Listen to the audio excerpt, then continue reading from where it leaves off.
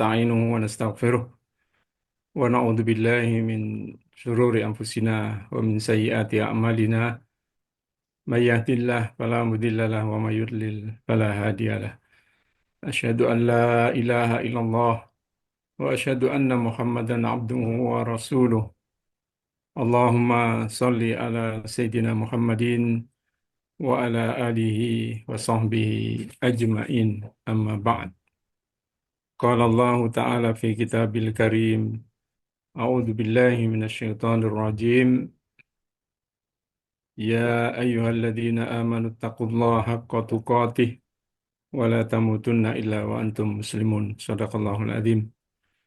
Alhamdulillah, pada malam hari ini kita akan memanfaatkan waktu kita di ujung tahun Hah?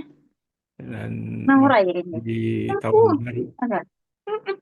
untuk membahas tema yang berkaitan dengan masalah dakwah ini, masalah yang sangat penting bagi kita, ya, masalah yang harusnya menjadi jalan hidup kita, ya, dakwah ini menjadi jalan hidup, harus kita jadikan sebagai jalan hidup supaya ya, hidup kita bermakna, hidup kita berkualitas di hadapan Allah Subhanahu wa Ta'ala. Saya diminta untuk berbicara tentang mental pemenang.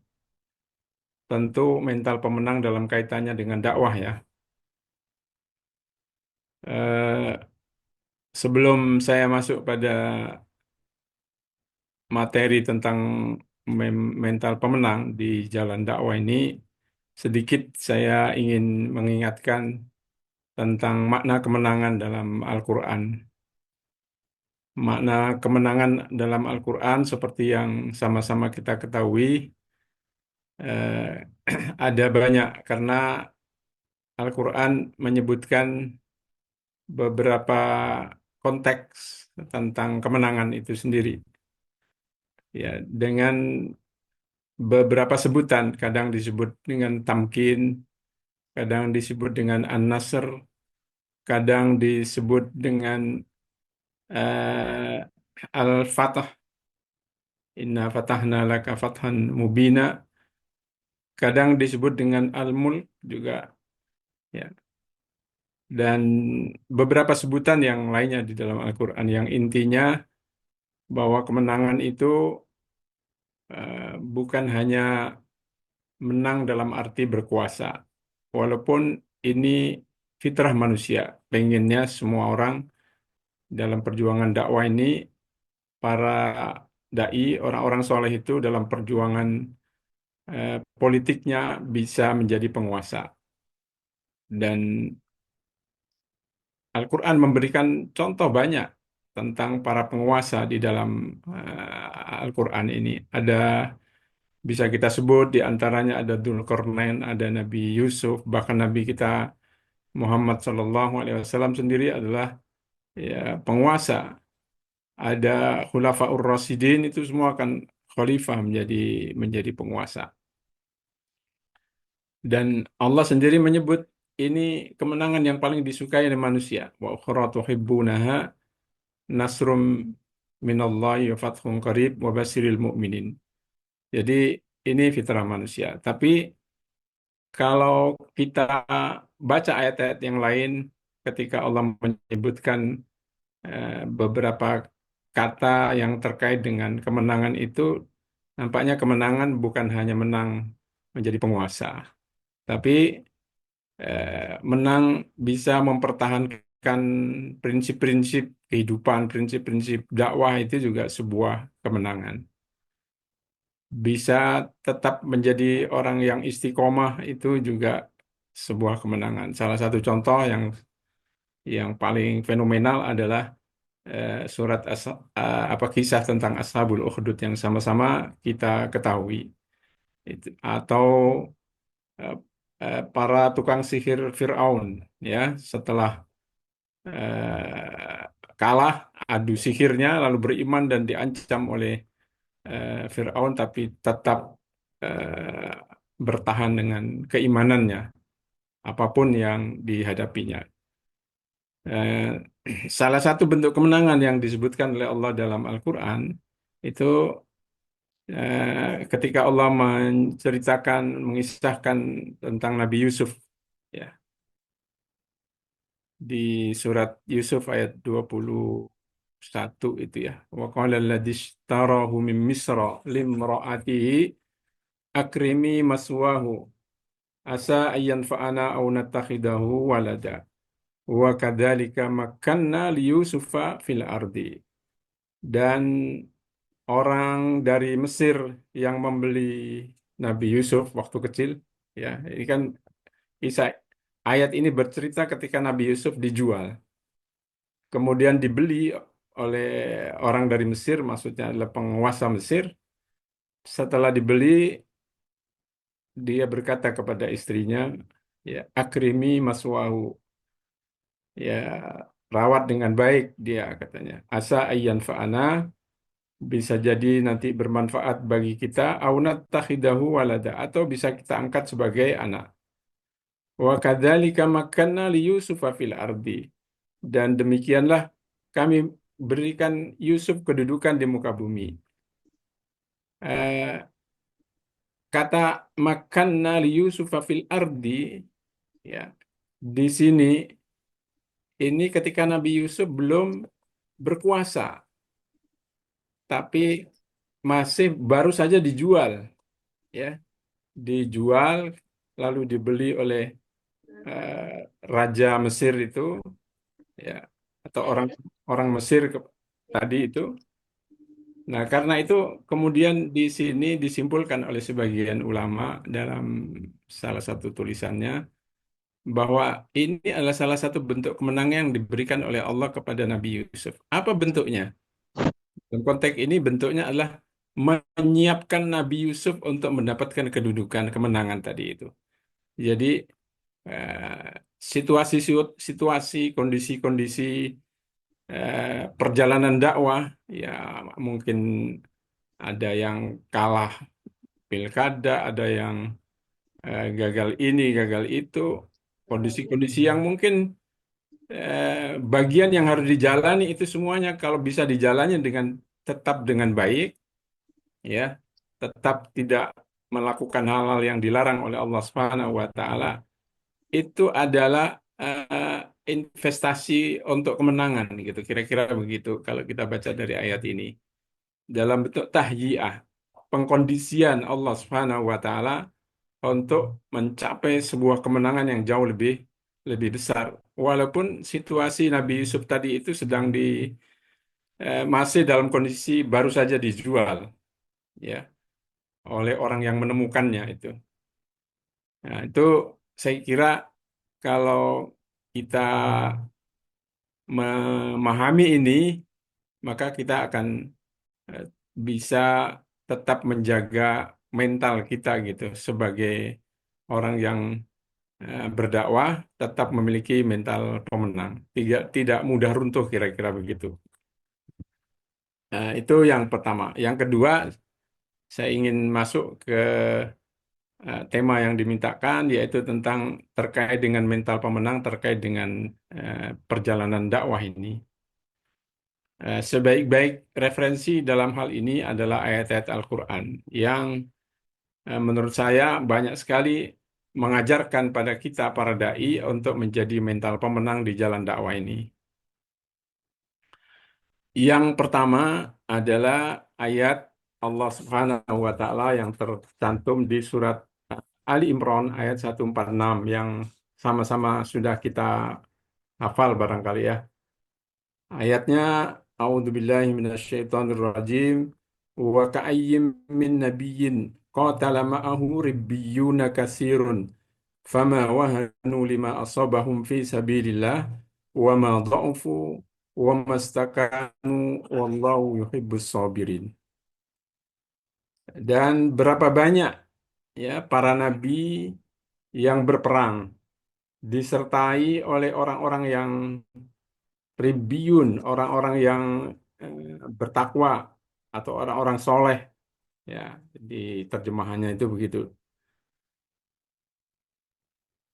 Fama wahanu, dan mereka itu sifatnya adalah fama wahanu, tidak pernah wahan, tidak pernah lemah semangat. Lima asobahum, eh, menghadapi apapun yang diberikan oleh Allah Subhanahu wa taala di jalan dakwah ini.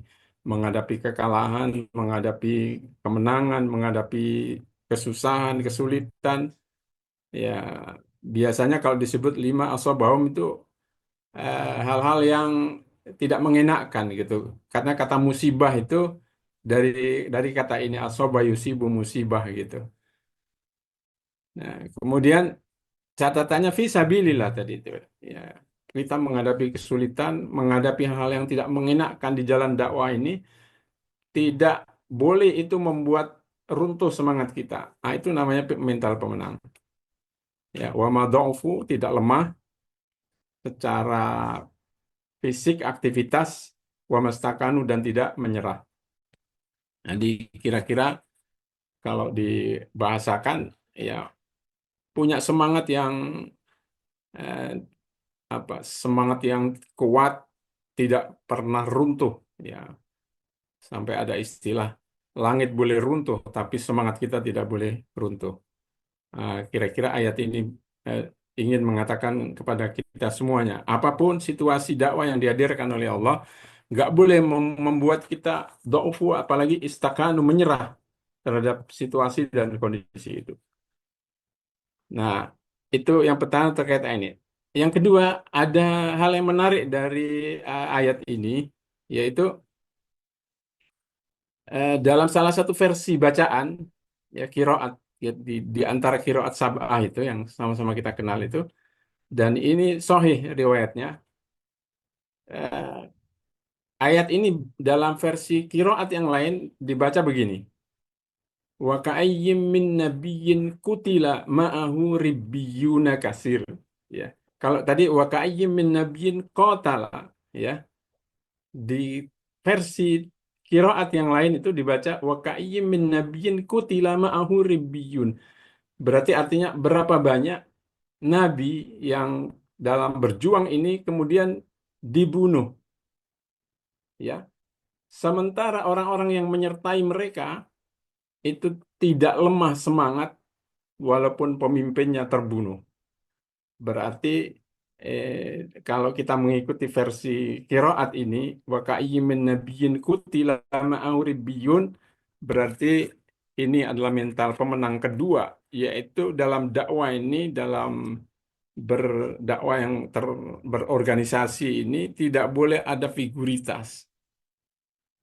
Ya, jangan sampai karena figur kita eh, katakan meninggal atau ya, berhalangan atau mungkin namanya manusia melakukan hal-hal yang tidak sepatutnya dilakukan, jangan sampai itu membuat semangat kita runtuh di jalan dakwah ini.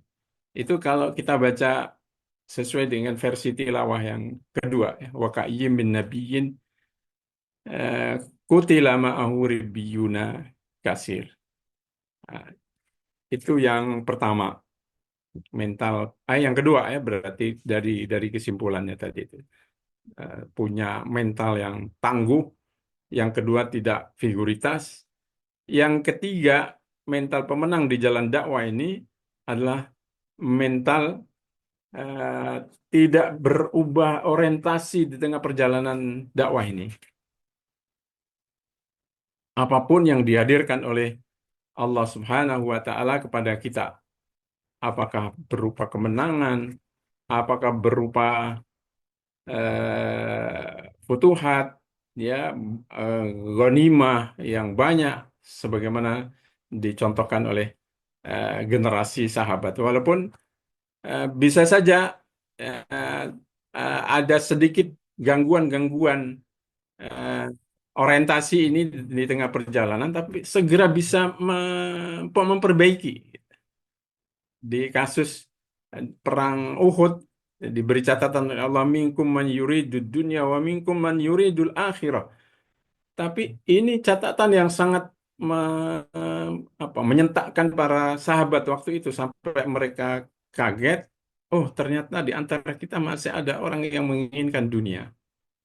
Tapi setelah itu mereka memperbaiki dan meluruskan niat dan kemudian kembali on the track dalam perjalanan dakwah ini. Sebab biasanya kalau orang berubah orientasi di tengah perjalanan, dia tidak bisa bertahan lama di jalan dakwah ini. Kalau tidak mendapatkan apa yang dunia yang diinginkan, dia akan berhenti. Dia akan melakukan hal-hal yang menyimpang yang tidak diridhoi oleh Allah Subhanahu wa taala. Nah, tidak berubah orientasi ini ya dalam istilah Al-Qur'an itu disebut dengan al-mukhlasin ya. Orang ikhlas itu di dalam Al-Quran itu disebut oleh Allah dengan dua, yaitu yang pertama mukhlisin dan yang kedua mukhlasin. Kalau mukhlisin itu banyak ayatnya yang menyebutkan ya wa ma umiru illa liya'budullah mukhlishina lahuddin. Tapi kalau kita baca di konteks ayatnya, kata mukhlisin itu masih ada kemungkinan berubah keikhlasannya di tengah perjalanan. Tapi kalau mukhlasin seperti disebutkan oleh Allah Subhanahu wa taala di surat Al-Hijr ayat 3940 itu ya, melalui pernyataan iblis. Ya, dia mengatakan begini, qala rabbi bima aghwaytani. Ya, wahai Tuhanku, karena engkau telah menyesatkan aku, la uzayyinanna lahum fil ardi. Aku akan membuat mereka memandang kejahatan, keburukan itu terlihat baik. Wala ughwiyannahum ajmain, dan saya akan menggoda, menyesatkan mereka semuanya, membelokkan orientasi mereka illa ibadaka minhul mukhlasin, kecuali hamba-hambamu yang sudah sampai pada tingkatan mukhlasin. Jadi kalau bisa ya di jalan dakwah ini kita sudah sampai pada tingkatan al-mukhlasin sehingga orientasi kita tidak bisa berubah. Apapun yang dihadirkan oleh Allah ya apakah itu ya ghanimah, jabatan, ya kekuasaan, kesenangan, kemudahan, apapun itu tidak merubah orientasi kita. Dan kalau berubah orientasi berarti itu ya kerugian besar buat buat kita karena seluruh aktivitas dan amal kita tidak diterima oleh Allah Subhanahu wa taala. Yang kita dapatkan adalah dunia yang menjadi tujuan dari semua aktivitas dakwah ini kalau diorientasikan untuk mendapatkan dunia. Tentu kita berlindung kepada Allah dari berubahnya orientasi di tengah perjalanan dakwah ini. Dan itu mungkin saja terjadi, dialami oleh sebagian orang.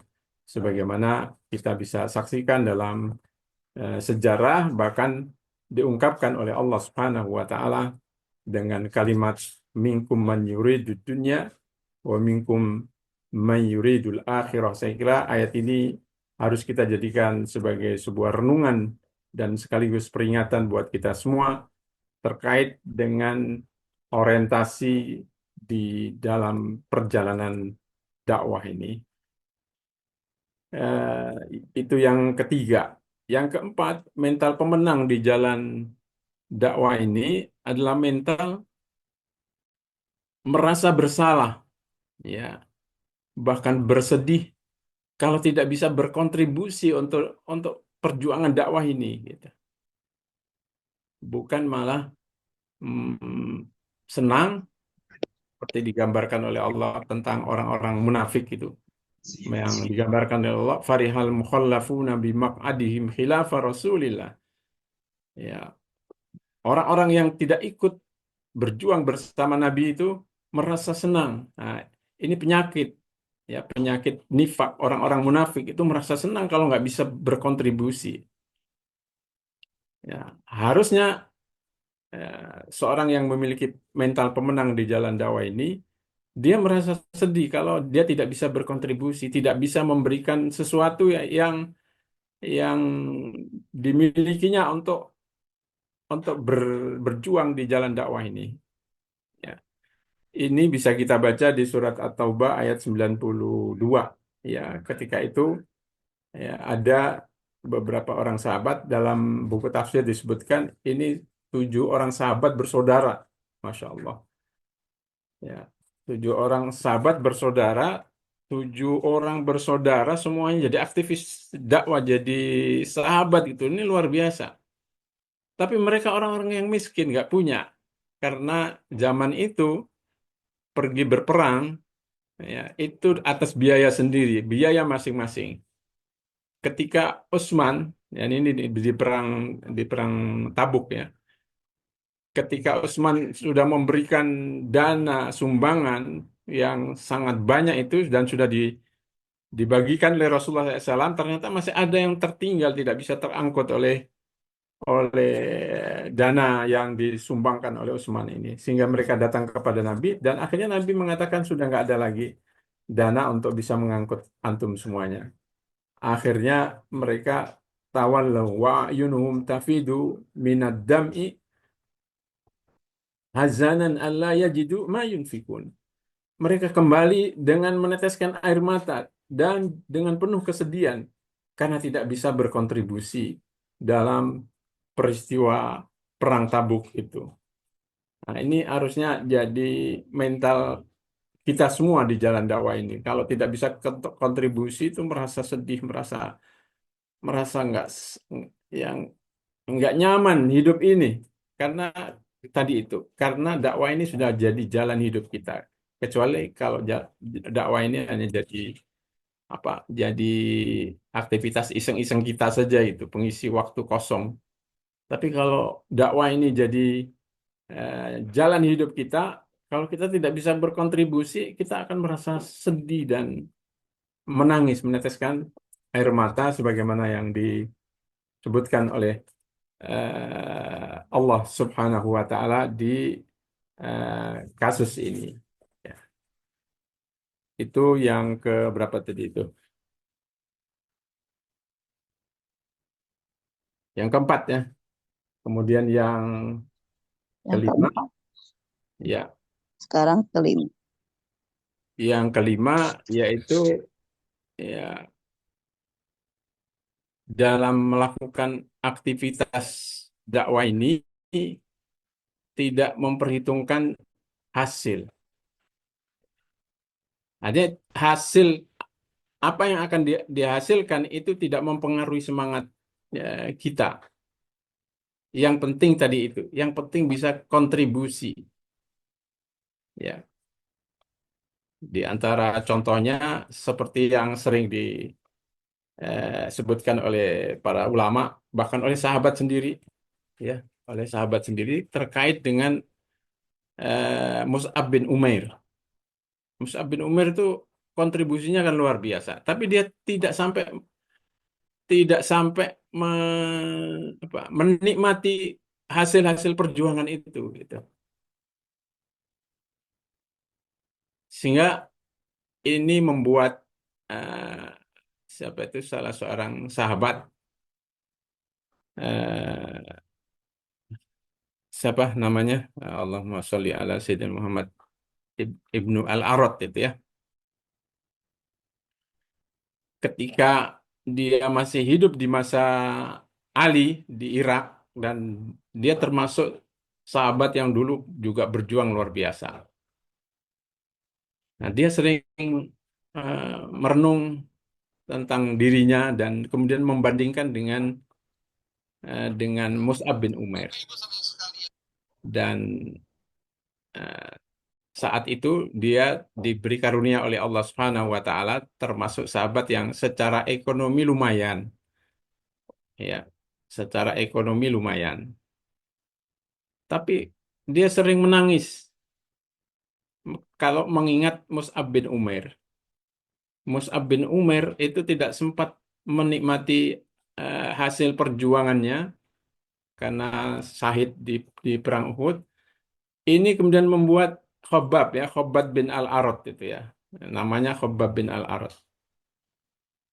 Dia sering menangis karena eh, dia teringat takut ya, kalau kalau kekayaan yang dinikmatinya ini ya ketika itu di Irak di zaman Ali bin Abi Thalib kemudian itu bisa mengurangi kenikmatannya nanti di surga. Lalu kemudian disebutkan, sementara Mus'ab bin Umair yang menurut dia jasa perjuangannya jauh lebih lebih banyak daripada saya ini, padahal Khabbab bin Al-Arid ini pernah disiksa di Mekah sampai punggungnya itu eh, di ditusuk dengan besi panas itu. Karena dia ini seorang sahabat pembuat pembuat apa pedang-pedang orang-orang Arab di zaman itu, pandai besi dia. Setelah masuk Islam kemudian ketahuan oleh eh, tuannya, bosnya itu, dan akhirnya dia disiksa seperti itu. Tapi di di di hari-hari kemudian dia diberi eh, ekonomi yang lumayan. Tapi itulah yang membuat eh, dia merasa sedih. Jangan-jangan kenikmatan yang saya nikmati ini bisa mengurangi kenikmatan saya nanti di surga. Nah, apa yang ingin saya sampaikan terkait dengan Mus'ab bin Umair ini, ya, dalam perjuangan harusnya kita punya mental, ya, yang penting kita bisa berkontribusi dan tidak mengaitkan dengan hasil tadi itu. Karena itu, ya, yang penting kita lakukan kontribusi saja. Soal hasil serahkan kepada Allah. Nah, ini juga terkait dengan sahabat yang lain. Peristiwa ini diabadikan oleh Allah Subhanahu wa taala di surat An-Nisa ayat 100. Ya. Wa may yakhruj min baitihi muhajiran ilallahi wa rasulihi tsumma yudrikuhul maut faqad waqa'a ajruhu 'ala Allah wa kana Allahu ghafurur rahima. Barang siapa yang keluar dari rumahnya muhajiran ilallahi wa rasulihi dalam rangka hijrah kepada Allah dan Rasulnya, summa yudrikul maut, kemudian dia mati di tengah jalan, belum sampai ke Madinah. Nah, ini salah seorang sahabat yang waktu itu dia sakit. Sebetulnya secara ekonomi dia bisa berangkat, tapi dia sakit. Ya, dia sudah merasa gelisah karena Rasulullah sudah mewajibkan semua mukmin yang mampu harus meninggalkan Mekah dan berangkat ke Madinah untuk melaksanakan hijrah. Tapi sahabat ini dalam kondisi sakit. Tapi karena gelisah, ya tuntutan untuk bisa melaksanakan perintah Rasulullah SAW, dia gelisah dan akhirnya dia menyewa 4 orang untuk membawanya menandu. Ya, dia ditandu di apa itu pakai dipan yang dipakainya itu dijadikan tandu. Dibayar 4 orang dan akhirnya berangkat ke Madinah dengan ditandu karena dalam keadaan sakit. Di tengah jalan sakitnya makin berat, dalam riwayat itu disebutkan, dan akhirnya dia merasa ini sudah ajalnya akan segera tiba. Akhirnya dia menepukkan tangan kanannya ke tangan kirinya dan mengatakan, Ya Allah, ini baiatku kepadamu, dan dia tepuk sekali lagi, ini baiatku kepada nabimu, dan setelah itu dia wafat, dan kemudian berita ini disampaikan oleh Allah lewat Jibril kepada Rasulullah SAW di Madinah. Kemudian Rasul menyampaikan ayat ini. Terkait dengan peristiwa ini, uh, kemudian diturunkan ayat ini. Wa may yakhruj min baitihi muhajiran ilallahi wa rasulihi summa yudrikhul mautu faqad waqa'a ajruhu 'ala Allah.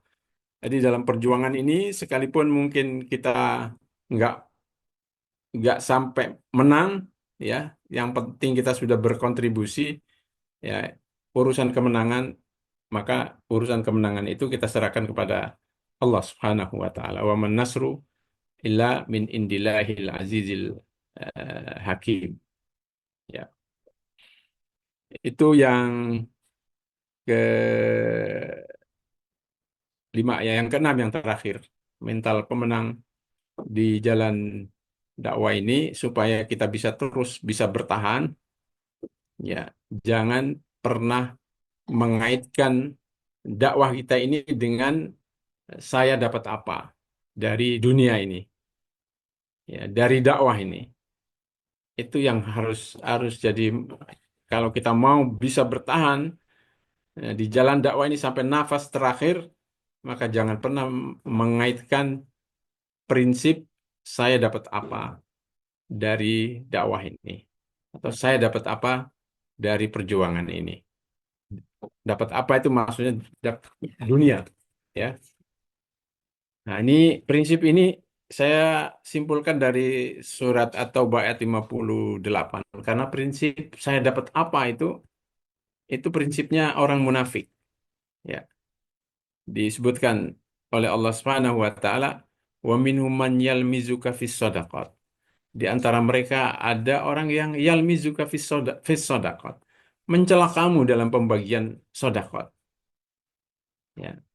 Jadi kalau Rasulullah SAW sedang membagi zakat, ya, atau bahkan sedang membagi ghanimah itu, mereka selalu mencela Rasulullah SAW. Fa'in u'tu minha radu. Ya. Kalau diberi, mereka senang. Wa illam yu'tu minha, kalau nggak diberi, mereka ya idahum yaskhotun. Mereka marah-marah gitu. Nah, prinsip ini kalau em, apa jadi penyakit dalam diri kita, kita jadi orang yang lelah dalam perjalanan dakwah ini karena mengaitkan dengan saya dapat apa. Karena itu ya Rasulullah SAW dalam satu kesempatan pernah ditanya oleh seorang sahabat, dan ini saya kira perlu kita renungkan buat kita semuanya juga gitu. Ya, terkait dengan ayat ini pernah ditanya oleh salah seorang sahabat, "Ya Rasulullah," katanya, "apa yang engkau perintahkan kepadaku apabila aku sudah melaksanakan kewajiban-kewajibanku kepada eh, pemimpin dan lain sebagainya, pada jamaah dan pimpinan ini, tapi hak-hak saya nggak diberikan." Ya, dalam kehidupan berorganisasi itu kan ada hak dan kewajiban juga gitu. Nah, jawaban ini menarik untuk kita jadikan renungan sesuai dengan ayat ini. Kata Rasulullah SAW, tunaikan apa yang menjadi kewajibanmu, dan kalau hakmu tidak diberikan, minta kepada Allah Subhanahu wa taala. Saya kira ini jawaban yang sangat luar biasa supaya kita tetap bisa punya mental pemenang, tidak mengaitkan saya dapat apa dari dunia ini, dari perjuangan saya ini. Sehingga kita nggak mudah ngambek, nggak mudah mutung dalam perjalanan dakwah ini kalau kita tidak mengaitkan dengan saya dapat apa. Dapat apapun, tidak dapat apapun, tetap on the track. Ya, illa ibadah kami humul mukhlasin. Karena kita sudah sampai pada tingkatan al-mukhlasin. Semoga Allah menjaga kita semuanya, memiliki mental pemenang yang tadi disebutkan oleh beberapa ayat, yang mudah-mudahan itu semua jadi mental kita di tengah perjalanan dakwah ini. Jazakumullah khairan dan al-afu minkum. Assalamualaikum warahmatullahi wabarakatuh. Waalaikumsalam Waalaikumsalam warahmatullahi warahmatullahi wabarakatuh. wabarakatuh. Terima kasih kepada Gurunda yang telah menyampaikan tentang mental pemenang ya. Ada 6 poin yang beliau sampaikan tadi. Mudah-mudahan ini menjadi mindset kita bersama ya, untuk memiliki mental sebagai pemenang pemenang dakwah. Baiklah, selanjutnya kita akan mengikuti sebuah paparan yang disampaikan oleh Ustazuna Muhammad Firuz dengan judul Bersama Kemenangan ya. Nanti bisa kita berkenal dengan beliau ya, barangkali yang belum mengenal beliau ya, di situ ada biodata nanti ditampilkan ya. Eh, Kalau yang saya dapatkan nih, beliau ini lahir di Medan tahun 1967 dan eh, pernah menjabat sebagai direktur majalah Umi dan Anida ya, barangkali yang dulu pernah berinteraksi. Kemudian direktur Busana Muslimah Umi Collection. Ini langsung teringat nih yang di Kamu Melayu waktu itu ya. Direktur BMT Habah Koperasi Jasa Keuangan Syariah ya. Ketika itu BMT sedang marak dan mulai berdiri, beliau termasuk dalam penggagas dari BMT ini. Dan banyak sekali kiprahnya, dan yang sampai saat ini beliau tekuni adalah menjadi konsultan di sekolah alam. Ya, kemudian talent mapping ya, dan praktisioner di Lead Pro Business Partner. Kemudian juga mentor dan konsultan Sekolah Bisnis Muda (SBM). Ya. Beliau juga sampai 2003 menjadi ketua umum komunitas santri talent mapping.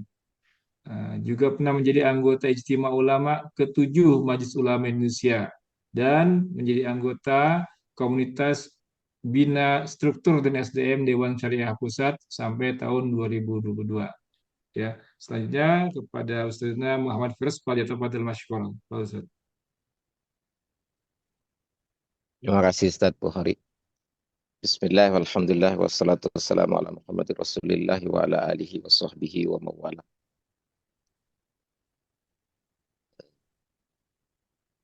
Subhanakallahumma la ilma lana illa ma 'allamtana fa'allimna ma yanfa'una wa anfa'na ma 'allamtana. Rabbana zidna ilman warzuqna fahman ya 'alimal ghaib wasyahadah.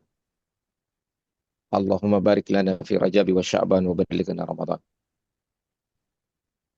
Bapak Ibu yang dimuliakan Allah, wabil khusus Burunda Ustadz Aunur Rafiq.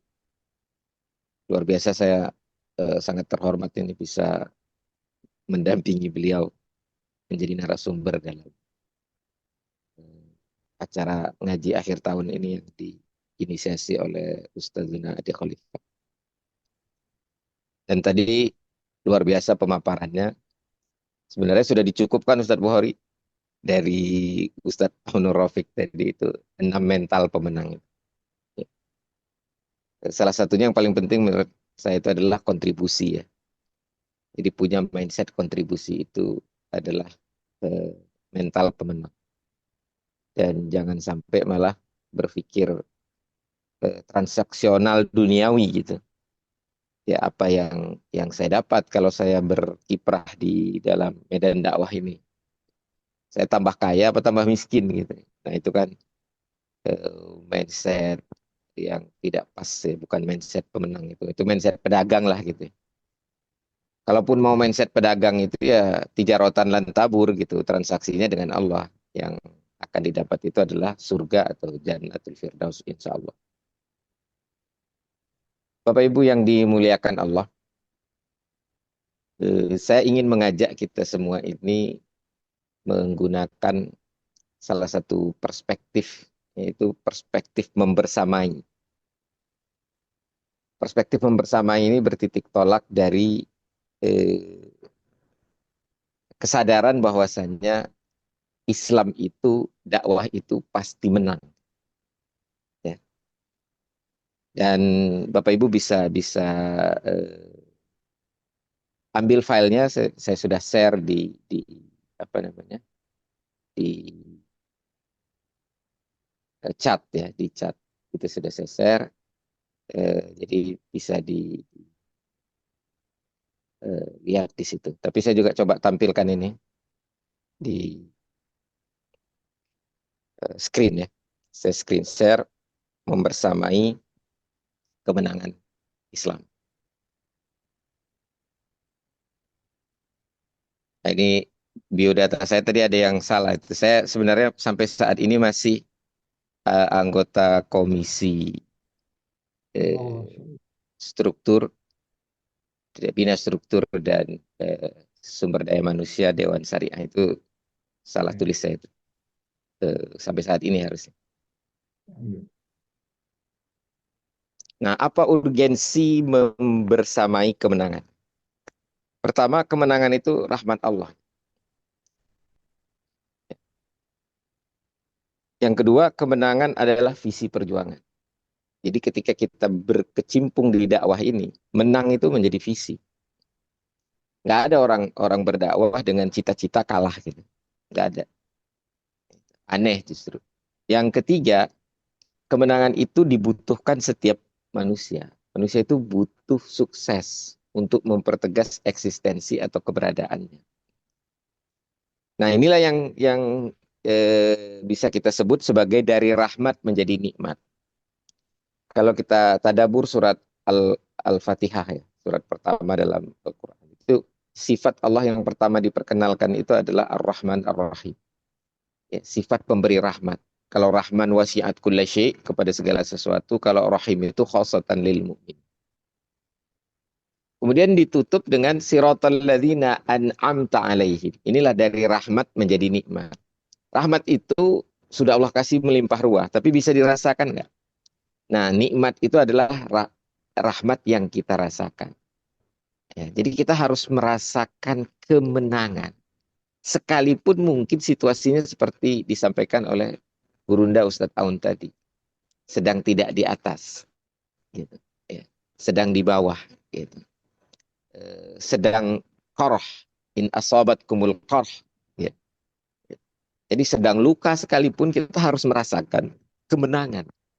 Kenapa? Karena kemenangan itu rahmat Allah dan kemenangan Islam itu niscaya. Dan Islam itu adalah agama yang disetting untuk menang. Dalam Al-Quran Allah berfirman, A'udzubillahi minasyaitonirrajim, huwallazi arsala rasulahu bil huda wa dinil haqqi liyuzhirahu 'alad dini kullih.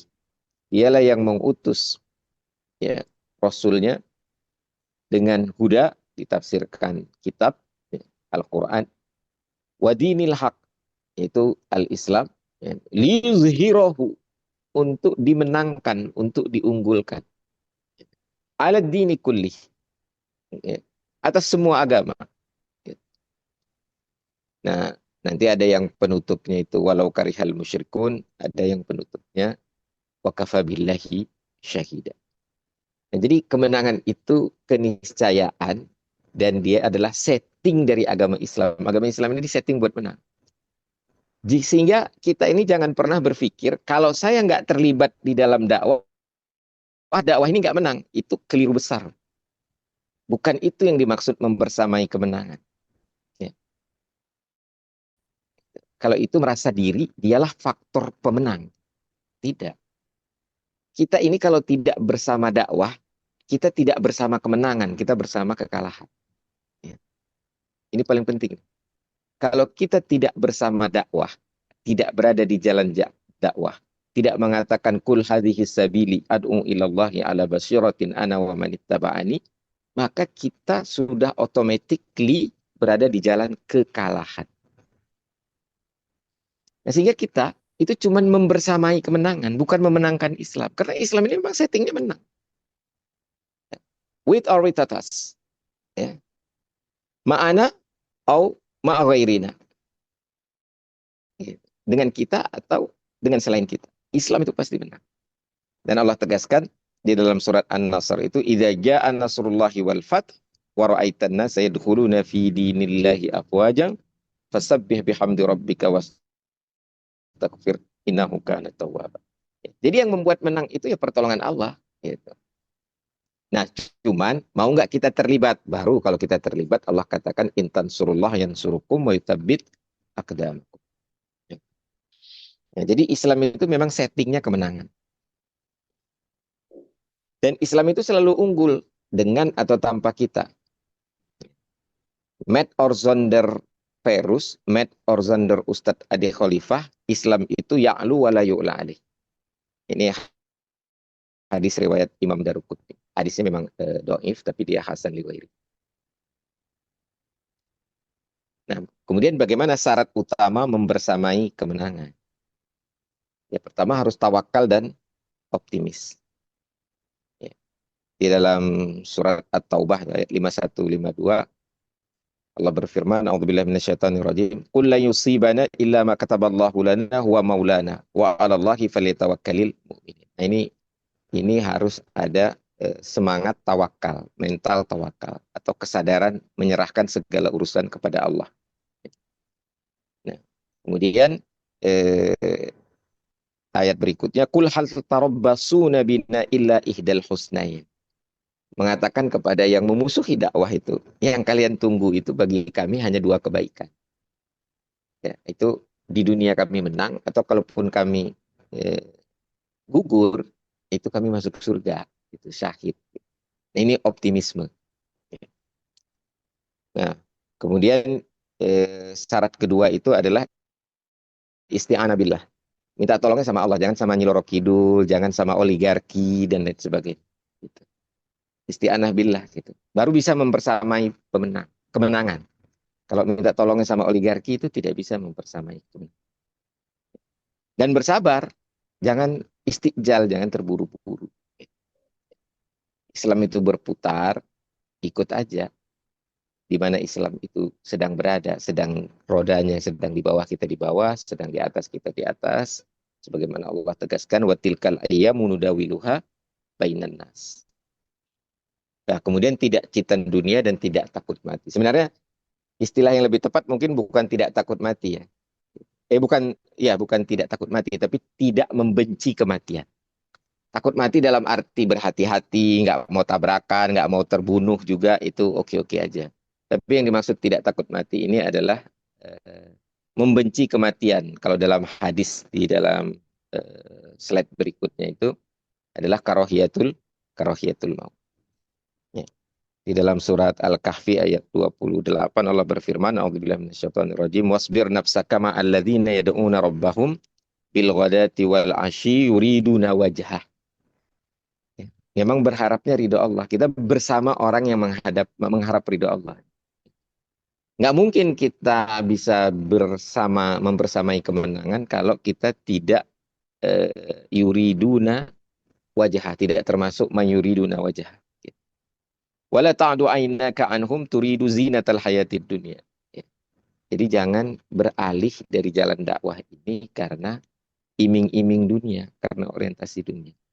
Wala tuti' man aghfalna qalbah, jangan kau mengikuti mentaati orang yang hatinya lalai, an dzikrina, dari mengingat kami, wattaba'a hawa, dan mengikuti hawa nafsunya, wa kana amruhu furuta, dan adalah keadaan mereka itu melampaui batas. Nah, ini kemudian ada hadis riwayat Imam Abu Dawud dan Imam Ahmad yang populer nih, yang berbunyi yushakul umamu an tada'a alaikum kama tada'al aklah ila qas'atiha. Akan datang satu masa di mana bangsa-bangsa atau umat manusia akan menyantap kalian sebagaimana orang-orang menyantap makanan hingga licin, ludes, yang tinggal cuman bejananya saja, qas'atiha. Faqala qailun, salah seorang sahabat bertanya, ya, wa min qillatin nahnu yawma idzin ya Rasulullah, apakah saat itu kita dalam jumlah yang sedikit? Qala, dijawab oleh Rasulullah, bal antum yawma idzin katsir. Bahkan kalian pada saat itu banyak. Bapak Ibu yang dimuliakan Allah, jumlah umat Islam ini sudah hampir 1,5 miliar. Sudah lebih dari 2 miliar, maaf. Sudah lebih dari 2 miliar. Dari 8 miliar penduduk dunia. Itu sangat banyak. Tapi bagaimana kualitasnya kan? Walakinnakum ghusa'un. Buat apa jumlahnya banyak tapi kualitasnya buih. Nggak punya bobot buih itu. Kagusa isail. Seperti buihnya arus air. Yang menghanyutkan itu sailnya, bukan gusaknya.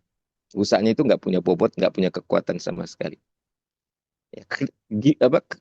Gimana kondisi menjadi apa yang menyebabkan, atau apa itu kondisi umat buih itu?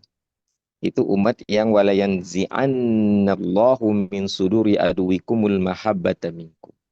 Yang udah nggak ditakuti lagi oleh musuhnya. Cemen lalu bisa dibeli, bisa dibayar. Wala yakdhifannallahu fi qulubikumul wahan. Lalu dilemparkan mental penakut, mental wahan ke diri orang yang tadi, yang cinta dunia itu. Ditanyalah lagi oleh salah seorang sahabat, faqala qailun ya Rasulullah wa mal wahan, apa itu wahan? Nah, dijawab, qala hubbud dunya wa karahiyatul maut, itu cinta dunia dan membenci kematian. Takut mati itu artinya membenci kematian, padahal nggak mungkin. Mau benci, mau takut, mau nggak suka sama mati, itu kullu nafsin dha'iqatul maut. Nah, ayuhal akhibatil kiram. Jadi mempersamai kemenangan itu pada dasarnya adalah kita berada dalam satu barisan yang kokoh dan tersusun rapi. Barisan orang-orang yang yad'una rabbahum bil ghadati wal ya. Ya. Dan Allah menyukai itu. Allah tegaskan dalam surat nanti di dalam surat As-Saff gitu ya. Nah, kalau di dalam surat Amri Imran itu Allah tuntut memang kita untuk berada di situ, di jalan dakwah ini, dan itu pasti menang. Wal takum minkum ummatun yad'una ilal khair wa ya'muruna bil ma'ruf wa yanhauna 'anil munkar wa ulaika humul muflihun. Jadi kalau kita berada di jalan dakwah, Allah sudah kasih stempel, kasih label. Mereka itulah orang yang sukses, orang yang beruntung. Karena apa? Kenapa kita beruntung kalau kita membersamai dakwah? Karena kita membersamai kemenangan. Ya, ini bisa dibaca juga dalam surat Al-Anfal. Ya. Intinya tadi ya, jahadu fisabilillahi bi amwalikum wa anfusikum. Kemudian surat As-Saff yang tadi sudah saya sebutkan, innallaha yuhibbul ladzina yuqatiluna fi sabilihi saffan ka'annahum bunyanun marsus. Sesungguhnya Allah menyukai orang yang berjuang berperang di jalannya dalam satu barisan, saffan, dalam satu barisan. Ya, jadi tidak boleh banyak barisan, hanya satu barisan. Tapi barisan itu ka'annahum bunyanun marsus, kokoh dan marsus, tersusun rapi, tertata. Ya.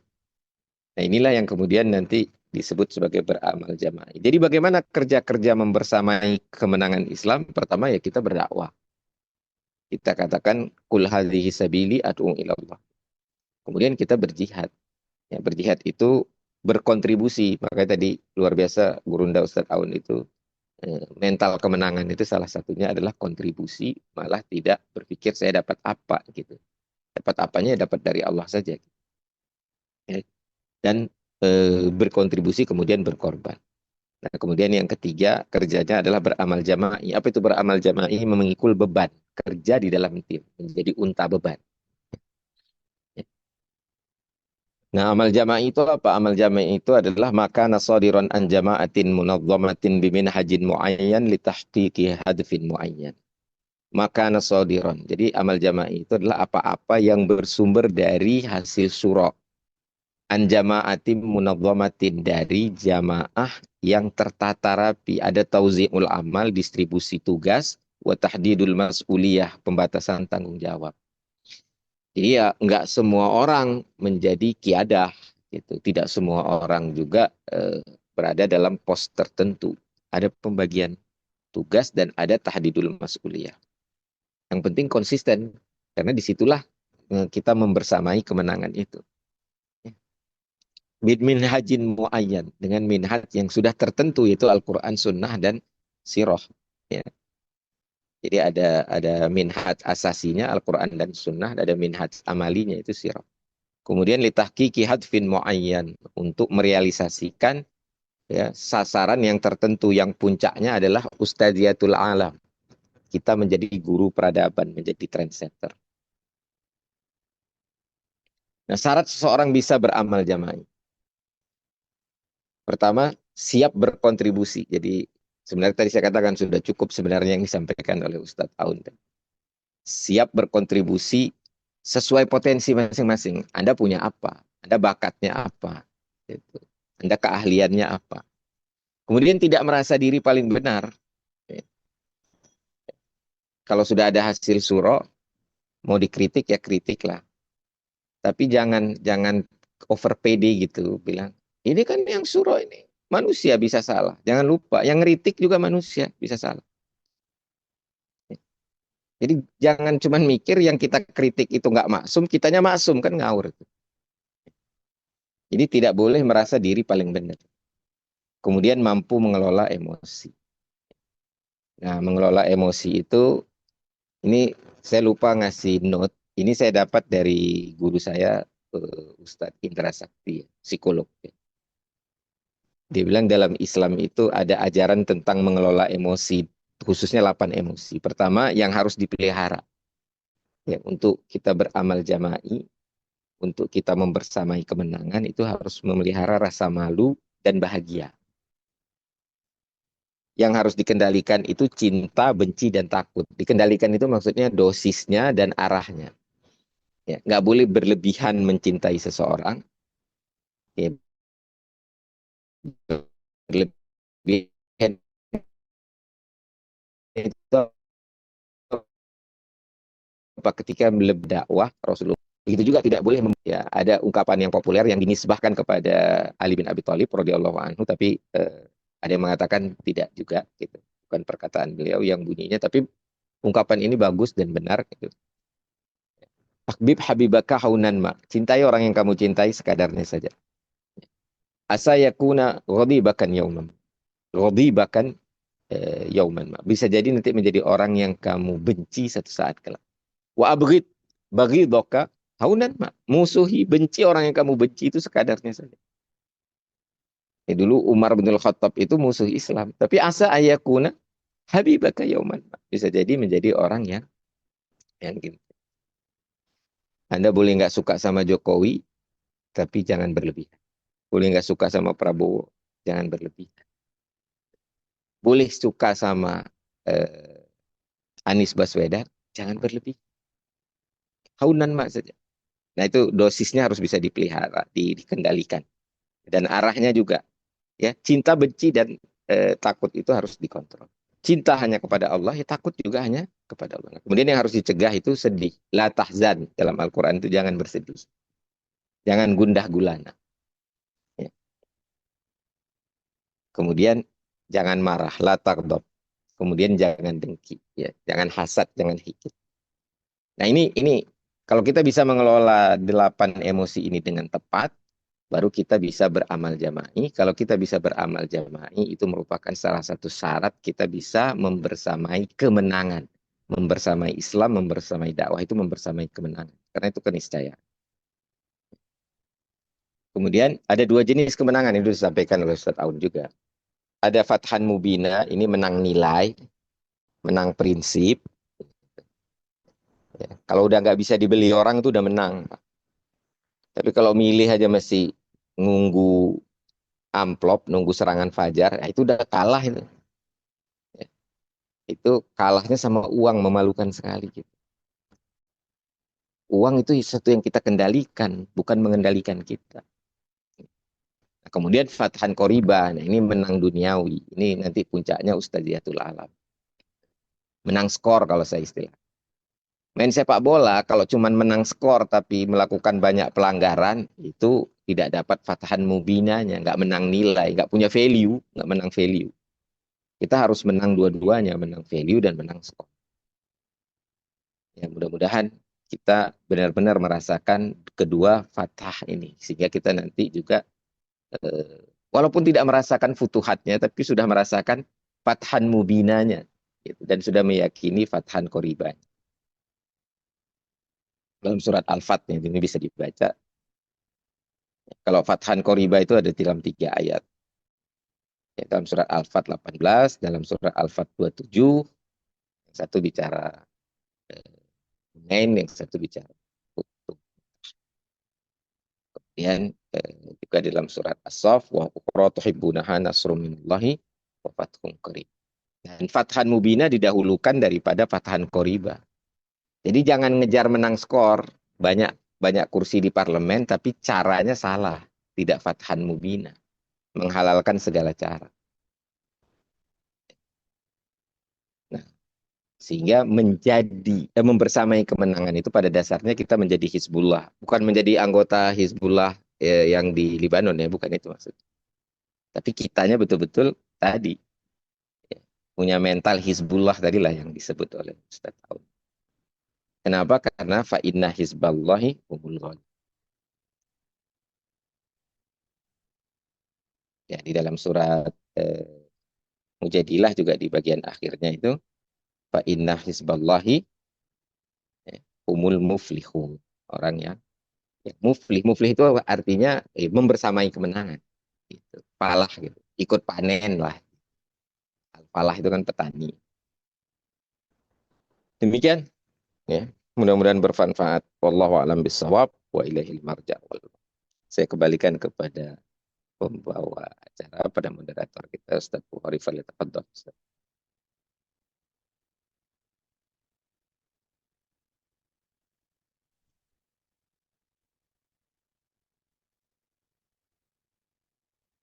Belum itu masih di mute Ustaz Bukhari. Mana ya? Syukur jazilan Ustaz Muhammad Firus telah menyampaikan pencerahannya buat kita semua. Ya, semoga ini semua menjadi bekalan dan penyemangat kita untuk terus bersama dakwah untuk meraih kemenangan dengan segala yang disampaikan tadi tentang hakikat dan bagaimana kita membersamai kemenangan itu.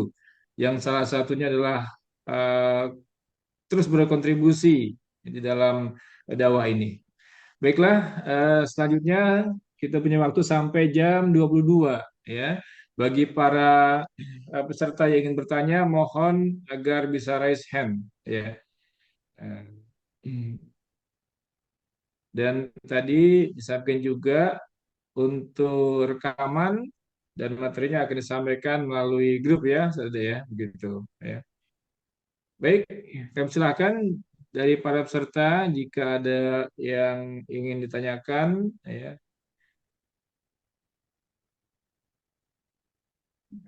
Baik, itu nampaknya sudah jelas semua nih ya, sudah eh, ingin terus ya bersemangat di dalam meraih kemenangan ya, dengan memberikan kontribusi yang kita miliki. Ya.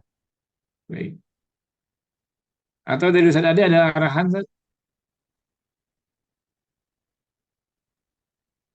Ya, tadi ada yang bertanya terkait dengan rekamannya dan sebagainya. Ya, kalau soal rekaman nanti akan di-share ya ke para peserta. Jadi nanti kita audit dulu, kita bagusin ya, karena kalau jiplak begini langsung itu kurang enak nantinya. Begitu, Iya. Ustaz Bukhari. Baik. Untuk peserta sampai saat ini ada 283 orang, alhamdulillah nih ya. Dan tadi juga ada yang ingin masuk, cuma dia belum mendapatkan link ya. Barangkali ini mungkin belum mendapat informasi ya, belum itu. Ya seharusnya diklik untuk bisa mendaftar dan nanti akan dimasukkan ke dalam grup untuk mendapatkan link acara ini begitu. Ya. Atau kalau yang tidak raise hand boleh juga disampaikan di Ini ada Bu chat. Galuh, raise hand nih Galuh. Oh Iya. ya, silahkan Assalamualaikum dari Ustaz. ya, Saya Ya, Galuh dari Waalaikumsalam warahmatullah. ya, Ustaz, mohon maaf ya video saya nggak bisa nyala. Ya, ya, nggak apa-apa. Alhamdulillah Ustaz, saya bersyukur sekali malam ini mendapat hidayah dan taufik untuk menonton Zoom ini ya bersama teman-teman seperjuangan ini ya. Nah, pertanyaan saya, kalau kita nonton begini nih kayaknya kita satu satu jiwa nih semuanya satu sama semangatnya nih, yaitu Fathan Mubina ya. Tapi ketika di lapangan kan ada lagi background-background fikih yang memperbolehkan yang menurut kita kayaknya itu bukan Fathan Mubina ya. Jadi masih ada rasa sebagai rakyat jelata di dakwah ini saya kepengen sekali seperti ini nih kenyataannya di lapangan. Bagaimana ya Ustadz supaya aspirasi kami ini sampai ke atas gitu bahwa sebetulnya kita bisa loh seperti ini terus. Sebetulnya tidak perlu banyak berapa ya namanya memberi pintu-pintu terbuka yang sifatnya itu agak memberi imbas buruk pada dakwah gitu Ustadz. Mudah-mudahan nggak perlu saya ceritakan ya kan semua juga tahu lah ya. Semoga Ustadz sehat selalu, Ustadz Onur Rafiq dan amin, Ustadz Farid amin, ya. amin. Barakallah. Baik, syukran. Baik, syukran Bu Galuh. Eh, langsung saja nih, Ustaz Muhammad Firus untuk memberikan jawabannya. Tafadhol Ustaz. Ustaz Aun dulu nggak? Ana dulu, boleh nanti Ustaz Aun. Oh iya, betul, Ustaz. Sedikit saya tambahkan Ustadz, walaupun apapun yang di lapangan, saya tetap sangat sikuh pada kiadah dan sangat bersyukur bergabung dengan barisan ini. Yang saya ingin tanyakan, apakah ada harapan ya 5 tahun lagi kita betul-betul bisa seperti yang disampaikan antum semua di sini gitu, tidak perlu mengulang kebocoran sana sini seperti tahun ini gitu. Jadi saya sama sekali tidak ada rasa personal, jadi tidak sikoh, enggak. Saya betul-betul berada di sini insya Allah. Alhamdulillah, barakallahu fiik. Baik. Iya, jadi antara idealita dengan realita itu pasti ada jarak. Ya. Mustahil itu antara idealita sama realita itu sama persis, itu enggak. Tadi Ustaz Aun sudah mencontohkan wa minkum man yuridud dunya. Sudah menyebutkan itu ayat itu surat Ali Imran 152 itu. Jadi ketika arakum mimma tuhibbun, Ketika ngelihat kursi, ngelihat bisnis, ngelihat gonimah gitu. Nah itu bisa terjadi perubahan orientasi. Dan itu eh, nggak bisa dizerokan, nggak bisa dijadikan, nggak bisa nol sama sekali. Diminimalkan bisa. Ya. Nah ini penyadaran-penyadarannya saja tinggal yang kita. Jadi sebenarnya kan kita ini semua umat Islam ya, tidak peduli partainya apa, organisasinya. Islam itu kan sama satu. Mana ada Islam NU, Islam Muhammadiyah, Islam PKS, Islam PDIP, Islam PAN, Islam P3, kan ada. Islam mah satu. Walladzi sammakumul muslimuna min qablu wa fi hadza. Kalau muslimnya ya ada lah. Gitu. Maka nggak ada istilah Islam Nusantara. Muslim Nusantara ada, Muslim India ada, Muslim Eropa ada, tapi Islamnya sama. Nah Islam itu kan idealitanya, Muslim itu realitanya. Antara Islam sama Muslim bisa ada jarak. Tidak semua Muslim itu mutakid. Tidak semua Muslim itu mukhlasin. Ya, terus bagaimana kita mensikapi realitas seperti itu? Ya kita eh, jangan mengikuti. Eh, Mengkritik boleh diperlukan, tapi jangan membangkang. Gitu. Kritik itu kan cuma menunjukkan ini nggak benar loh, jangan begini gitu. Tapi jangan membangkang. Kalau membangkang itu bergabung sama barisan kekalahan. Ya.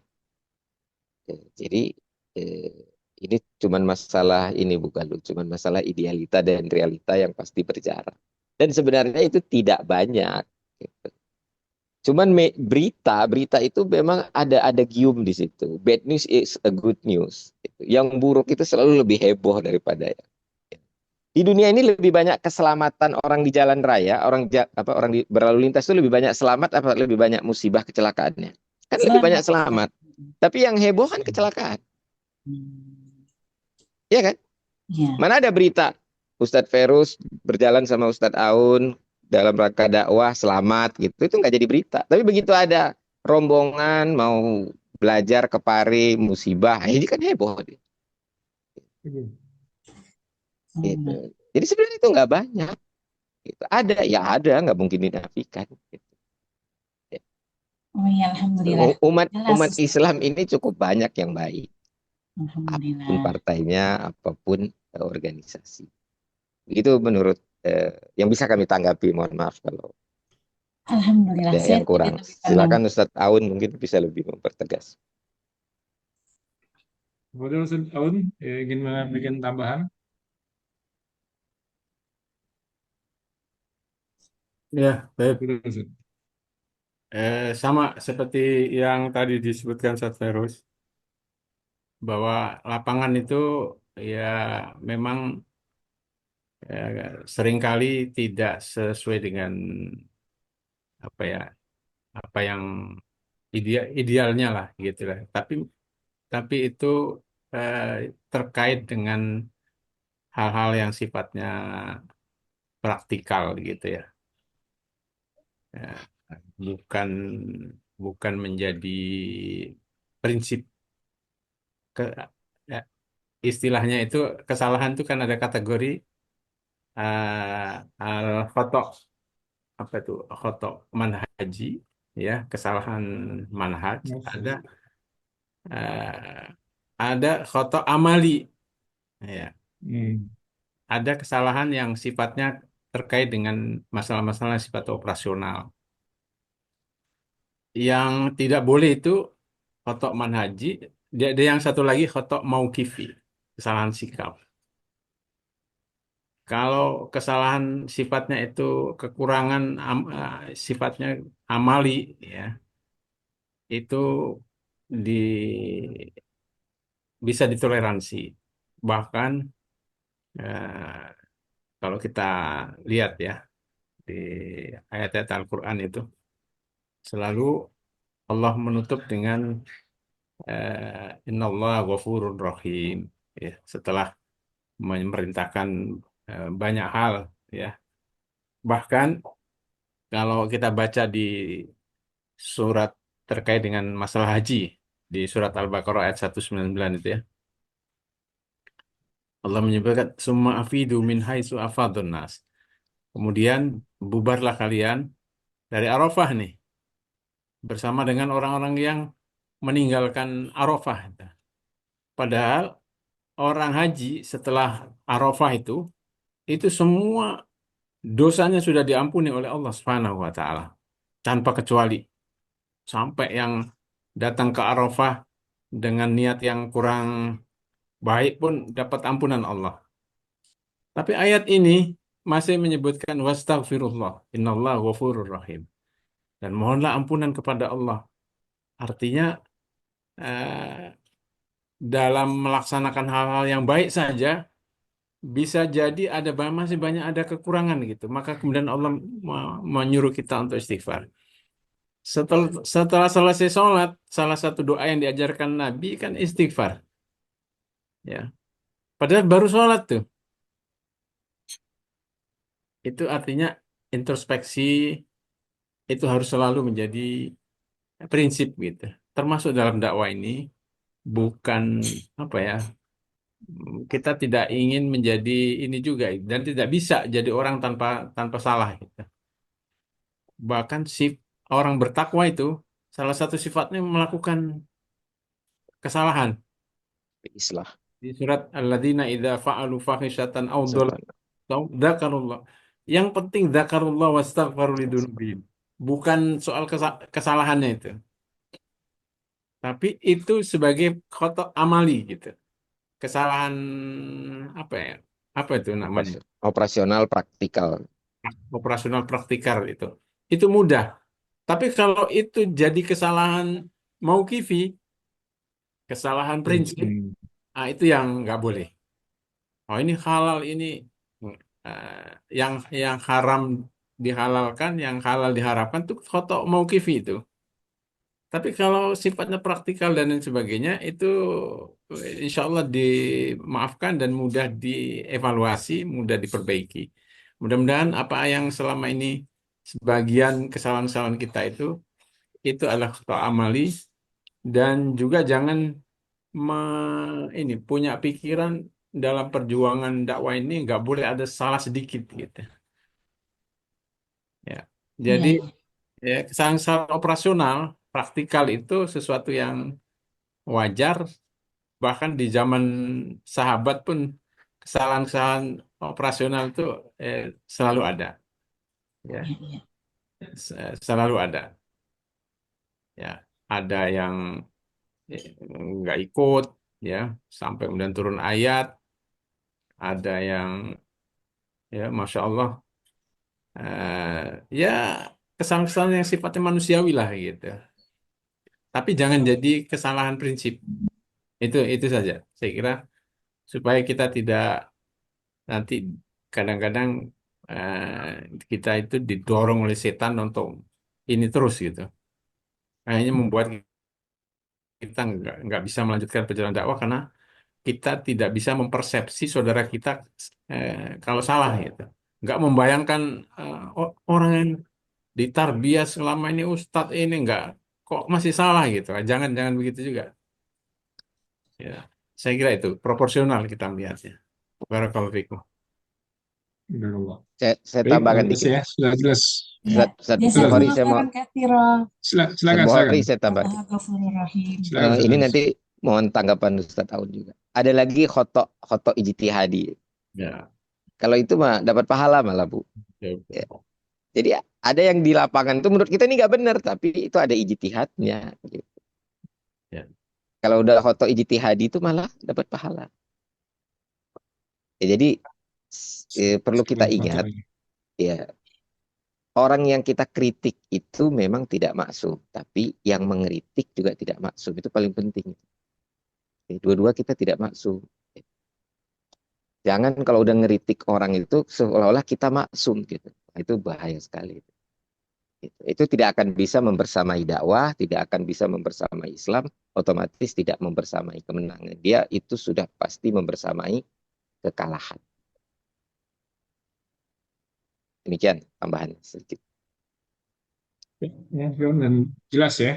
Eh, Sebelum ada yang raise hand, saya ingin bacakan dulu nih yang di chat ya. Ini ada beberapa yang hampir mirip-mirip sebenarnya ya. Kalau yang ada yang mungkin juga ada yang sudah terjawab kali ya. Yang pertama, ada teladan beberapa dewan terpilih yang hubud dunia mengurangi semangat kadar di bawah. Ya. Kemudian dari Bu Suryani, Ustadz saya mau tanya bagaimana menyikapi kemenangan yang diraih dengan cara yang tidak benar. Ya. Ada juga kemudian di sini, Assalamualaikum, ya. Tadi disampaikan makna Fathah Mubina bahwa kita menang dengan cara yang baik. Faktanya, di pemilu lalu konon ada caleg-caleg terbawa arus ikut membagi-bagi uang ke masyarakat dengan alasan daripada suaranya ke caleg parpol lain, ternyata sesama teman sendiri terjadi persaingan. Bagaimana hal ini secara syar'i, Ustadz? Ya. Nah, nih boleh jawabannya jadi 1 tahun, boleh juga dari Ustadz Firuz ya. Baik, itu beberapa pertanyaan. Ya.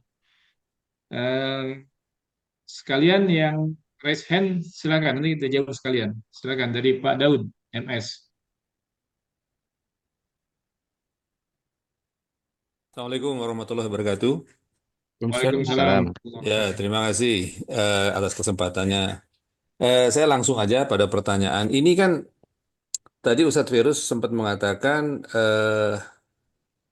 saya memahaminya, jadi artinya dakwah ini merupakan tanggung jawab masing-masing apa kita semua lah katakan demikian ya. Nah, ditambah tadi dengan buntutnya sesuai dengan kapasitas masing-masing. Apakah perlu ada suatu apa ya? Maksudnya eh, kemampuan yang lebih spesifik atau bagaimana ini apa namanya untuk bisa terus membersamai tadi ini. Terima kasih itu aja. Terima kasih. Terima kasih Pak Daud. Wah ini mas sahabat saya ini Ustadz Daud ini. Gimana Bandung aman Pak? Alhamdulillah, alhamdulillah. Monitor terus Pak Ustadz. Iya, Masya Allah, tabarakallah. Ya, saya tanggapin langsung Ustadz Muhri boleh? Ya, Fadil, silakan. Karena yang ini kan diarahkan ke saya. Hmm. Jadi berkontribusi sesuai potensi itu penting karena kita ini makhluk beragam bukan makhluk seragam. Dan dakwah ini, jalan dakwah ini membutuhkan keberagaman, dia tidak membutuhkan keseragaman. Dunia ini membutuhkan keberagaman. Coba bayangkan kalau semua orang petani. Dan petaninya petani sawah lagi nyediain beras doang. Gitu. Jadi kita cuma punya suplai karbohidrat, nggak punya protein, nggak ada nelayan. Makanya di dalam Al-Quran juga Allah berfirman, A'udzubillahi minasyaitonirrajim, ahum yakshimuna rahmata rabbik, nahnu qasamna ma'isyatahum fil hayatid dunya. Ila akhiril ayat. Dalam surat Al-Isra Allah berfirman, Qul kullu ya'malu ala syakilat. Katakan setiap orang bekerja sesuai syakilah. Gitu. Ya, potensi bawaannya terjemahannya. Jadi ada orang yang cocok di garis depan, ada yang cocok jadi mubalik, ada yang cocok jadi guru, ada yang cocok jadi politisi, ada. Nah, tapi dia dalam konteks amal jama'i, bukan amal infirodi, bukan kerja sendiri-sendiri. Kerja sendiri-sendiri itu tidak membersamai kemenangan, Pak. Nah, yang harus dikembangkan apa yang harus dikembangkan? Itu ya potensi masing-masing setiap makin hari makin terlibat. Keterlibatan di jalan dakwah ini membuat kita semakin mengasah potensi kita sehingga kita lebih tajam. Sehingga begini, nggak ada istilah yang boleh ikut dakwah itu cuma orang kaya, orang miskin nggak boleh. Dulu dikisahkan sama Ustadz Aun tadi. Orang yang nggak punya uang sama sekali itu terlibat di dalam dakwah. Tapi semua orang itu pasti punya potensi bawah. Itu ada yang jagonya ngomong, gitu. Ya udah, pakai omongan itu dengan baik, kekuatan ngomongnya dengan baik. Ada yang enggak suka ngomong, gitu. Ya, ada yang punya banyak harta, pakai hartanya dengan baik. Begitu Pak Daud, Ustadz Bukhari tadi kalau pertanyaan-pertanyaan di chat itu sebagian sudah sama dengan pertanyaan Galuh tadi. Dia ada beberapa macam khotok gitu. Dan itu mustahil dizerokan, nggak bisa itu. Pasti ada, di zaman sahabat aja ada gitu. Tetapi yang penting kitanya tidak. Nah, terus begini, kita itu jangan terlalu fokus sama kesalahan orang lah. Coba kita dulu, kita ini sudah seberapa benar sih? Sudah seberapa intens kita membersamai dakwah? Sudah seberapa kontributif kita? Ya. Jangan-jangan kita boro-boro berkorban jiwa raga, berkorban harta benda aja belum. Gitu. Jangan-jangan berkorban waktu juga enggak. Gitu. Tapi kalau ngelihat kesalahan orang, wah luar biasa jagonya. Gitu. Hmm. Itu kayak penonton sepak bola nyalahin pemain bola, padahal dia sendiri nggak bisa main bola gitu. Tapi itu wajar, nggak apa-apa juga gitu. Memang penonton itu selalu merasa lebih benar gitu. Paling tidak dia punya point of view yang lebih tinggi, helikopter view, dia ngelihat wah gini gitu. Kalau pemain kan nggak punya helikopter view, dia cuma lihat kiri kanan aja gitu kan. Dia cuma punya vertical view aja gitu, nggak ada horizontal. Dia cuma punya horizontal view, nggak punya vertical view-nya. Nah, ya tadi saya ulangi lagi aja, ada khoto ijtihadi gitu. Jadi bisa aja sesama ustadz itu beda pendapat, dan itu juga biasa. Kalau beda pendapatan udah nggak usah heran lagi, itu memang udah kehidupan dunia, biasa aja lah. Jadi kalau mau terus membersamai kemenangan itu, kita fokus pada diri kita, pada potensi kita, gitu. Pada diri kita, pada potensi kita. Kalau fokusnya keluar diri kita, ya nggak bisa. Gitu. Nah, kalau mencari jamaah ideal, jamaah malaikat, ya nggak mungkin. Rasul aja harus manusia. Ketika ada yang nuntut Rasul itu malaikat, kata Allah, ya kalaupun dia malaikat, dia harus jadi manusia dulu biar bisa dicontoh. Lau anzalnahu malakan la ja'alnahu rajulan wala labasna alaihim ma yalbisun. Jadi kita ini harus sadar kita bergabung di dalam barisan manusia, bukan barisan malaikat yang yaf'aluna ma yu'marun gitu. Di antara kita itu mesti adalah orang yang, ya mungkin saya sendiri yang yaf'aluna ma yanhaun, melakukan yang dilarang, bukan ma yu'marun. Demikian Ustaz Bukhari. Baik. Ya, terima kasih Ustaz. Ya, syukur. Baik, dari Ustaz Aun barangkali ada tambahan. Ini juga terkait dengan pertanyaan yang di chat tadi. Bagaimana kalau kita mendukung dan bergabung dalam kemenangan yang dicapai dengan kecurangan? Ya? Di mana kecurangan yang dilegalisasi? Ustaz? Ya, ya artinya mendukung apa tadi? Kemenangan Mendukung yang dan bergabung dalam diraih kemenangan yang ini dicapai dengan kecurangan. Jadi kemenangan tapi dicapai dengan kecurangan. Bagaimana Ustaz? Ada ini ya, ada pertimbangan-pertimbangan yang terkait dengan mungkin juga bisa terkait dengan kemaslahatan dan lain sebagainya. Ada satu contoh di zaman Nabi, ya, terkait dengan apa tuh? Dengan perang antara Romawi dan Persia itu sampai diturunkan ayat tuh. Alif Lam Mim melibati Rom. ya fi anal ardi wa mim ba'di ghalabihim sayaghlibun. Sebagian sahabat itu mendukung ini gitu. Mendukung Romawi. Padahal Romawi nggak sepenuhnya ini juga gitu. Bukan orang benar gitu. Tapi ada dibandingkan dengan Persia itu ya kekurangannya lebih dikit gitu.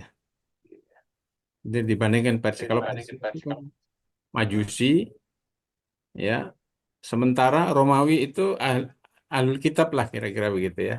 Masih ada kedekatannya, tapi didukung oleh Abu Bakar tuh sampai Abu Bakar taruhan. Bahkan Nabi menyetujui itu. Waktu itu belum ada larangan gitu ya apa itu. Artinya kenapa para ahli tafsir menyebutkan eh, kaum muslimin lebih suka kepada kemenangan Romawi gitu. Walaupun Romawi tidak sepenuhnya sama juga dengan kaum muslimin saat itu. Tapi ada kedekatan, ya, ada kedekatan kemaslahatan yang bisa dicapai dari situ.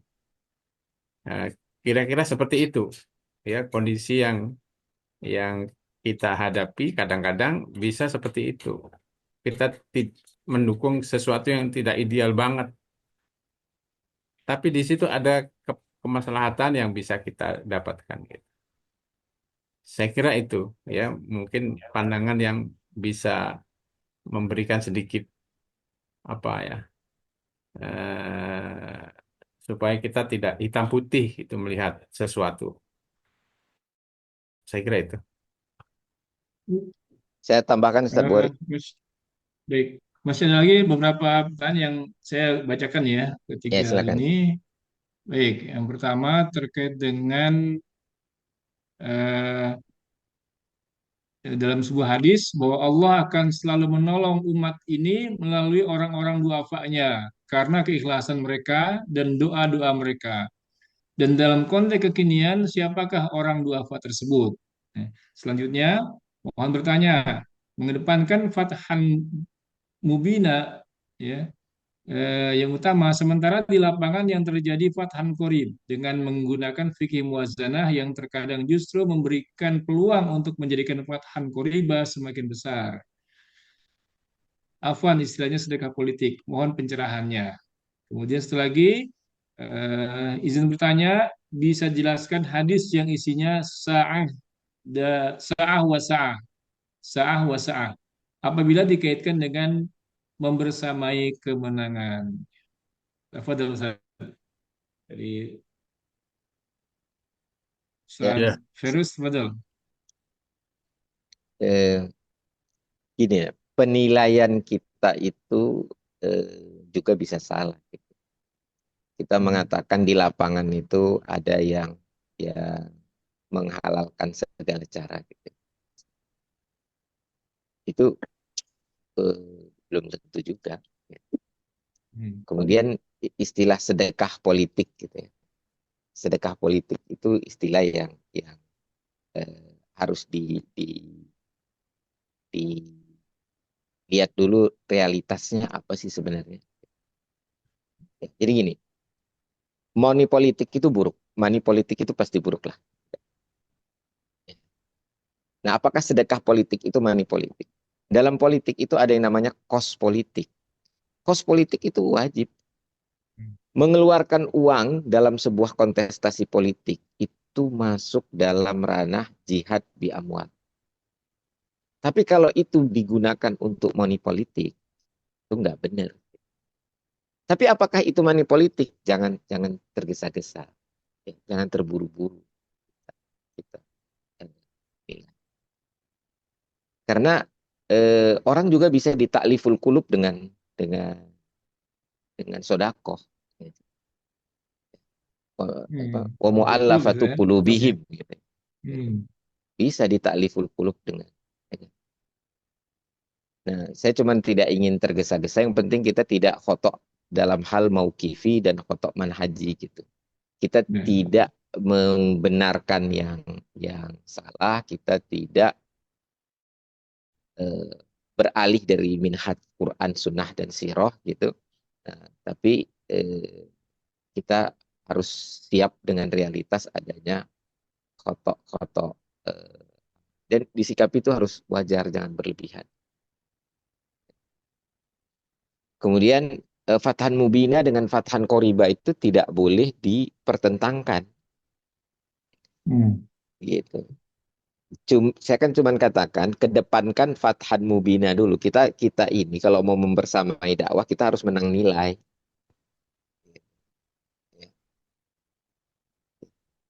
Kita harus sudah bisa menang nilai itu sebenarnya sudah mengalahkan hawa nafsu. Memenangkan hal-hal kebaikan. Itu kan kaitannya dengan perjanjian Hudaybiyah. Rasulullah lebih memilih damai daripada perang. Karena damai itu lebih bagus. Lebih besar masalahnya. Tapi perang juga oke, siap aja. Karena juga ada maslahat, ada keuntungan juga di dalam perang. Ada. Sampai orang yang meninggal di perang itu nggak boleh dibilang mati. Gitu. Inda rabbihim yurzakun. Ya, tapi kalau ada kesempatan damai, ya didahulukan damai. Nah, jadi kita ngikut aturan, mengutamakan kedamaian, keselamatan, gitu ya, kerjasama, alal birri wa taqwa, itu yang dimaksud fathan mubina, gitu. Bahwasanya nanti kita juga dapat menang skor, ya memang ditarget, Pak. Mana mana kan lucu kalau PDIP bikin partai politik kemudian targetnya kalah gitu, nggak dapat kursi. Itu kan aneh gitu. Mana ada partai politik itu punya cita-cita nggak dapat kursi. Ya, itu aneh, ngapain bikin partai politik. Jadi partai itu memang untuk berkuasa. Cuman kedepankan dulu fathan mubinanya. Nanti Allah kasih fathan qoribannya itu. Wa ukhra tuhibbunallah wa ukhra tuhibbunaha nasrum minallahi wa fathun qarib wa basyiril mu'minin kata Allah. Udah itu dijamin Allah dikasih. Bahwasanya di lapangan tadi ada khotok-khotok amali. Ya, coba kita realistis saja mensikapinya. Proporsional, proporsional mensikapi. Kemudian saatan-saatan ini apa ya? Mungkin kaitannya dengan hadis Hanzalah ya. Saatan-saatannya Hanzalah. Hayya bin sa'ah. Oh, hayya nu'min bina sa'a atau saatan-saatannya Hanzalah. Gitu. Saatan. Saat. Ya, saatan-saatan. Yang Ya. dimaksud saatan-saatan itu adalah stabilitas kita ya. Bukan safnya, bukan kadang di saf dakwah, kadang di luar saf dakwah, bukan begitu. Tapi stabilitas emosi kita itu. Ya. Ini nih, Hanzalah itu kalau bersama Rasulullah, itu rasa-rasa di depannya itu surga gitu. Begitu keluar dari majelis Rasulullah itu, yang ngelihat dunia, ya emang begitu kata Rasulullah gitu.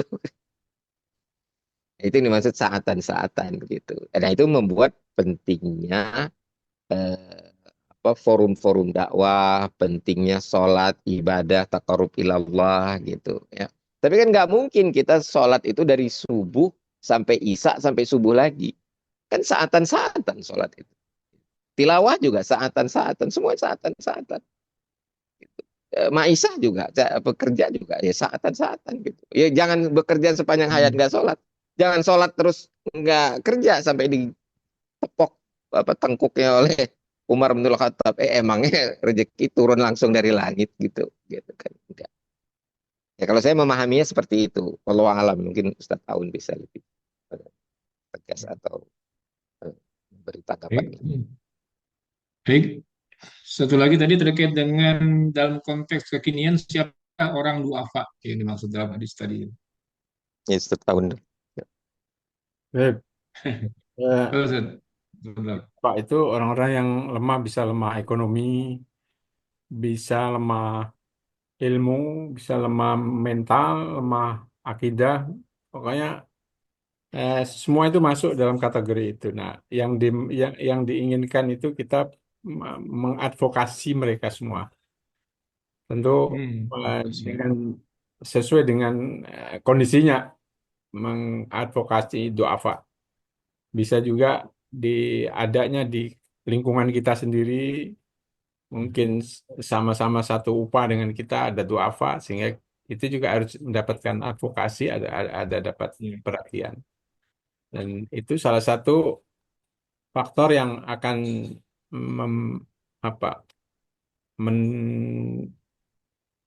menjadi sebab ya turunnya pertolongan atau kemenangan dari Allah Subhanahu wa taala. Sehingga termasuk orang-orang yang terdolimi itu harus diadvokasi sebisa mungkin.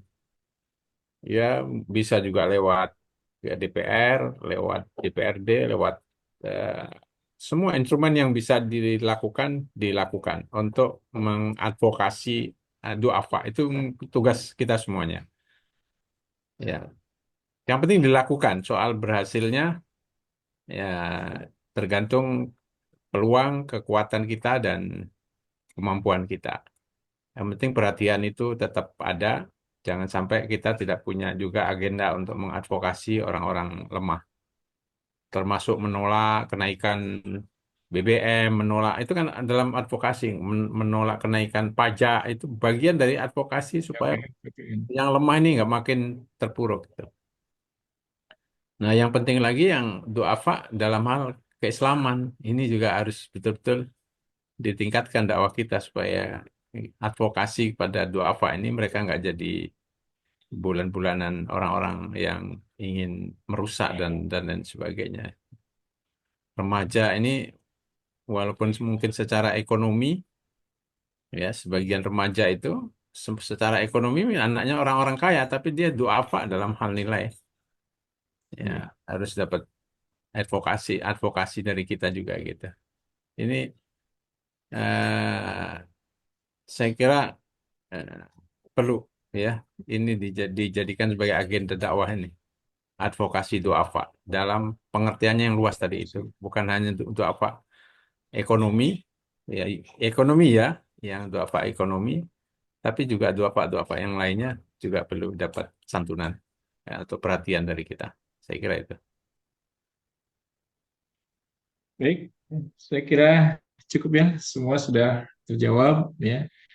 Eh, Luar biasa, syukur jazilah atas para guru kita telah menyampaikan pencerahannya yang luar biasa, memberikan semangat buat kita semua untuk tetap istiqomah di jalan dakwah ini, memberikan kontribusi untuk kemenangan dakwah dan terus ya mengokohkan tarbiyah, meluaskan dakwah gitu saya kira ya. Asyhadu an la ilaha illa anta astaghfiruka wa atubu ilaik. Wassalamualaikum warahmatullahi wabarakatuh. Waalaikumsalam Waalaikumsalam. warahmatullahi Warahmatullahi wabarakatuh. wabarakatuh.